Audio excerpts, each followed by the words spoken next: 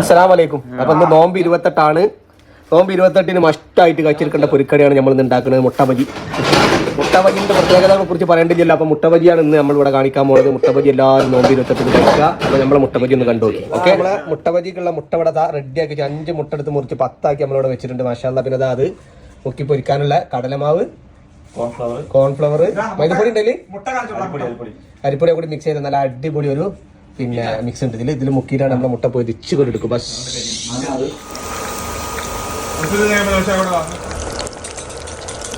ഒരു 5-8 മിനിറ്റ് വെളിച്ചെണ്ണയെ കിടന്ന് നന്നായിട്ടാണ് തിളച്ചപ്പോൾ സാധനം സെറ്റായിട്ടോ.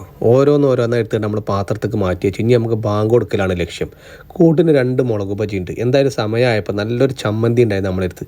അതിൽ മുക്കിയിട്ട് നമ്മളങ്ങോട്ട് തിന്നാൻ തീരുമാനിച്ചു. പക്ഷേ അത് അടിപൊളി ടേസ്റ്റ്.